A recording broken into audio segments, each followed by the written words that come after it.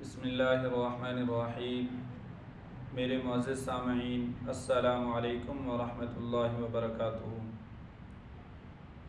अक्सर ये सवाल किया जाता है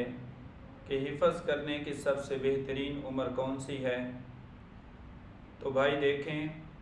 जब बच्चा पैदा होता है तो 3 साल की उम्र तक उसकी ब्रेन की ग्रोथ बहुत तेज़ी के साथ आगे बढ़ती है।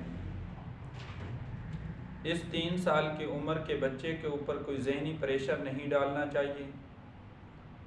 क्योंकि जब इस 3 साल की उम्र के बच्चे के जहन के ऊपर कोई प्रेशर डाला जाता है तो उसकी ब्रेन की ग्रोथ पर बहुत असरअंदाज होता है। और इस 3 साल की उम्र के बच्चे को माँ अपने घर के अंदर पढ़ा सकती है, वालिद अपने घर में पढ़ा सकता है, लेकिन माहौल स्कूल के माहौल के अंदर इसको ना डालें, क्योंकि स्कूल के माहौल में बहुत ज़्यादा कंपटीशन होता है, बहुत ज़्यादा मुकाबला होता है,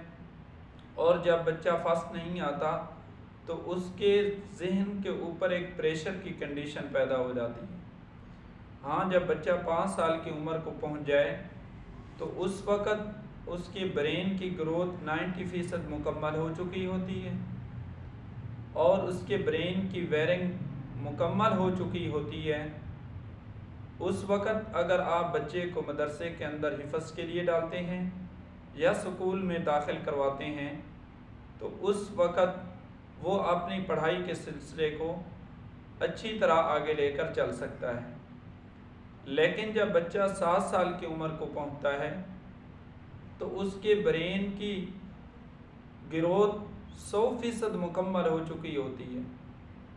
और उस वक़्त वो जो चीज़ याद करना चाहे बहुत अच्छे तरीके से याद कर सकता है।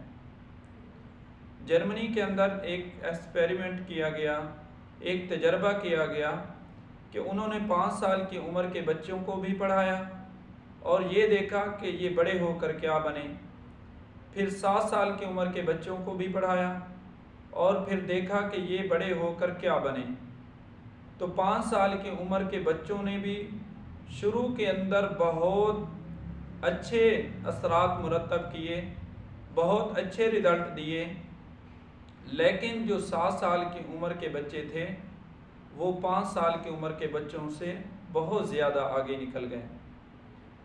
कुर्बान जाइए सरवरे दो आलम सल्लल्लाहु अलैहि वसल्लम पर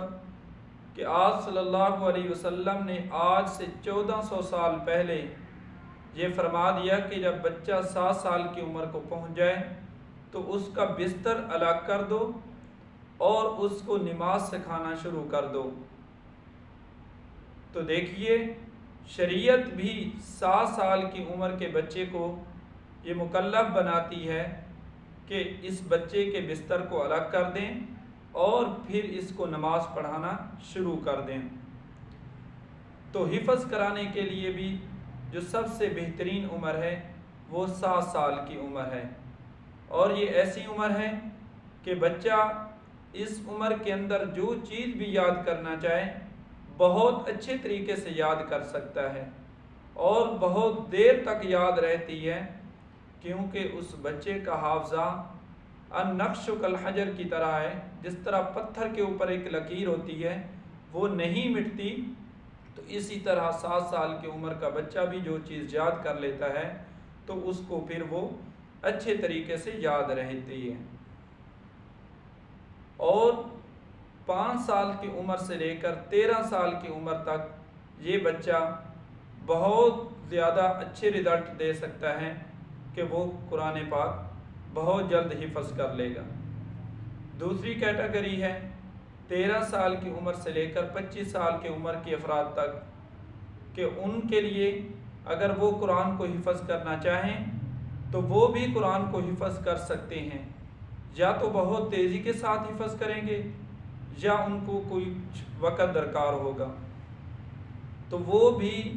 अगर मेहनत करें तो वो भी हिफ़्ज़ कर सकते हैं। और तीसरी कैटेगरी है 25 साल से बड़ी उम्र के जितने भी हजरात हैं वो अगर कुरान पाक को याद करना चाहें और इरादा कर लें कि हमने कुरान पाक हिफ़्ज़ करना है, तो वो भी कुरान पाक हिफ़्ज़ कर सकते हैं, लेकिन उनको कुरान पाक याद करने के अंदर कुछ वक़्त दरकार होगा, क्योंकि वो ऐसी उम्र होती है, हालात का बहुत ज़्यादा सामना करना पड़ता है, परेशानी और घरेलू मामलात, इन सारे मामलात को देखकर अगर ये कहा जा सकता है कि वो अगर हिफ़्ज़ करना चाहें और अपने लिए वक़्त मुकर्रर कर लें तो वो भी हिफ़्ज़ कर सकते हैं, लेकिन उनके लिए कुछ वक़्त लगेगा। तो ये था कि हिफ़्ज़ के लिए सबसे बेहतरीन उम्र कौन सी है। अगर आपने अपने बच्चे को हिफ़्ज़ कराने के लिए मुंतखब कर लिया है, अपना इरादा मजबूत कर लिया है, तो उस बच्चे को मेयारी इदारा और मेयारी उस्ताद तलाश करके देना ये वालिदैन की ज़िम्मेदारी है। और मेयारी इदारा और मेयारी उस्ताद कैसे तलाश करें, इंशाअल्लाह हम अगली वीडियो के अंदर इस पर बात करेंगे। व आखिरु दावाना अनिल हम्दुलिल्लाहि रब्बिल आलमीन।